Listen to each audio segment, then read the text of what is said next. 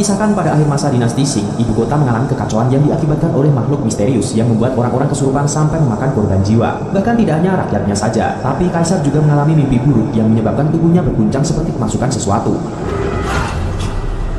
Keesokan harinya, rumor ini sudah tersebar ke penjuru kota, termasuk kehadiran monster misterius di kota selatan. Tidak hanya itu saja, tapi saat mereka mengobrol, ada peti mati yang diangkut karena kematian mendadak dari seseorang. Kejadian ini dipercaya masih berkaitan dengan kehadiran monster misterius dan kesurupan yang sering terjadi baru-baru ini. Lalu di saat itu, ada seorang anak orang kaya beserta pengawalnya terlihat semena-mena menindas anak kecil dan menghardik pengemis yang tidak sengaja muntah di bajunya. Dengan kejamnya, ia menyuruh pengawal untuk mengeroyok pengemis itu. Tapi di tengah keributan muncul kepala geng Sui atau ketua pengemis yang bernama Suchan. Tanpa diketahui si anak orang kaya, Suchan ini ternyata jago kungfu. Sampai-sampai bisa menghabisi semua pengawal yang mencoba menyerangnya dan membuat si anak orang kaya ini kabur ketakutan. Sementara itu, keberadaan makhluk asing yang membuat huru hara semakin meresahkan. Makhluk ini belum diketahui, tapi ia terlihat memakai tudung untuk menyembunyikan wajahnya. Hal ini membuat Fu Caiyuheng ingin bertindak secepat mungkin untuk penyelidikan. Lalu pagi harinya, saat Fu Caiyuheng melampiaskan kemarahannya karena difitnah Suchan, tiba-tiba saja ada keributan karena ada yang kesurupan dengan ciri-ciri bola matanya berubah putih. Di situ Suchan tampil gagah menyelamatkan warga dari bahaya orang itu. Tapi orang itu bisa bangkit lagi dan mencekik Suchan. Untungnya saja ada pria berbaju putih yang langsung menyerang ke inti sampai membuat orang kesurupan itu tumbang. Pria itu ternyata bernama Cha Jiuzhou dari aliran Feng Ji. Karena aksinya ini, Cha Jiuzhou langsung dipuja-puja warga sampai membuat mereka tidak lagi memperdulikan Suchan. Sedangkan kondisi yang kacau tadi sudah diamankan setelah kedatangan Cha Jiuzhou yang menyelamatkan istri Suchan.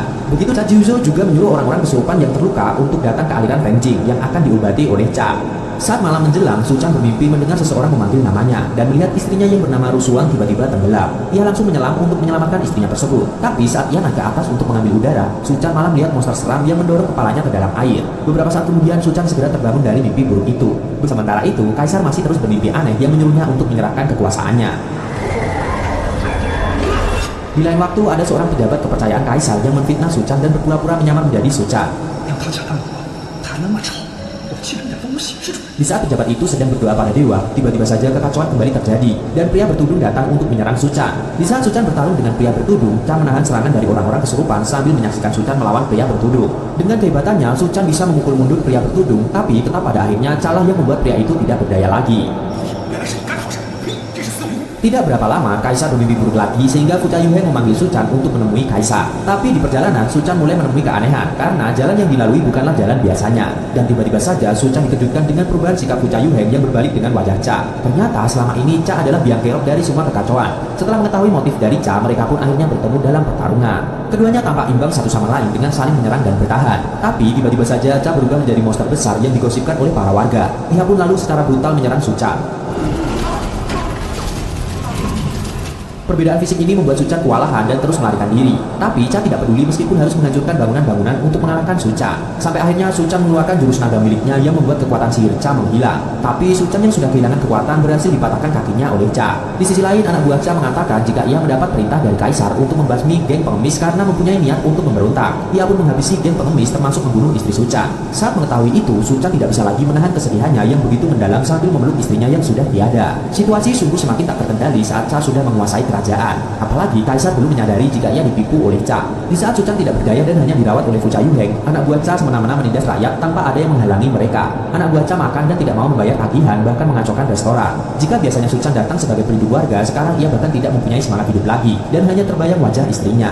Suchan pun berjalan sambil membawa botol araknya lalu bunuh diri dengan melompat ke sungai. Tapi untungnya saja Suchan diselamatkan oleh pengemis yang pernah ditolongnya meskipun Suchan merasa kesal karena ia tidak ingin hidup. Meski begitu, pengemis memberi Suchan kata-kata positif dan berharap Suchan bisa bangkit lagi setelah minum arak. Dan tiba-tiba saja setelah minum arak, Suchan teringat jurus mabuk dari buku seorang legenda. Ia pun mengingat isinya dan mencoba untuk menerapkan langkah itu. Dan dari sini ia mendapatkan pencerahan untuk kembali ke kota dan melindungi orang-orang kecil yang ditindas. Benar saja, keadaan di kota bertambah kacau dengan kebijakan-kebijakan menyengsarakan rakyat seperti tarikan untuk warung dan kios, sampai tidak segan untuk menindas anak kecil. Di saat anak buah Cha akan menghantam anak kecil dengan bangku, Suchan kembali hadir dan bertarung dengan semua anak buah Cha yang berada di sana. Orang-orang kembali bersorak dengan kembalinya Suchan si ketua geng pengemis. Fu Caiyuheng yang melihat itu langsung memeluk keponakannya itu. Tapi ia teringat jika kaisar sedang dalam bahaya sehingga mengajak Suchan untuk bergegas ke kerajaan. Di sana sudah terlihat kaisar yang menyadari sedang ditipu oleh Cha. Tapi ia tidak mempunyai kekuatan besar untuk melawan Cha. Untung saja Suchan lebih dulu datang sebelum Cha bertindak jauh pada kaisar. Dan pertarungan antara Suchan melawan Cha pun kembali terjadi.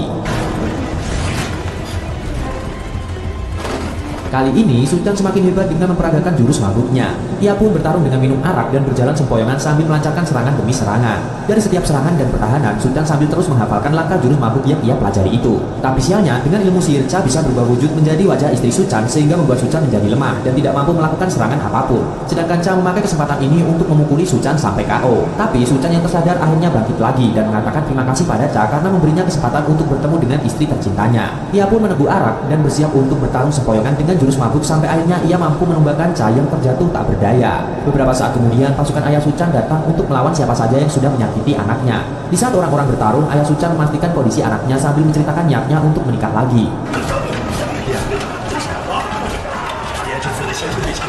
Setelah kejadian itu, kaisar yang sudah melemah mendekati Sun Quan. Tapi lagi-lagi atas jasanya ini, Sun Quan tidak ingin apa-apa selain berpesan supaya kaisar menjadi pemimpin yang baik dan cinta rakyat. Sun Quan pun pergi meninggalkan istana dan berbincang bahagia dengan ayahnya. Selepas hari itu, kini kehidupan yang kondusif dan aman sudah kembali. Rakyat-rakyat hidup tanpa ada ketakutan dari serangan makhluk misterius ataupun kesurupan mendadak. Sun Quan masih hidup sebagai ketua geng pengemis yang terus melindungi rakyat kecil. Lalu di saat itu, tidak sengaja Sun Quan melihat wanita cantik mirip mendiang istrinya yang berbaik hati memberinya makanan. Pak Camat makan tomat, dan film pun tamat.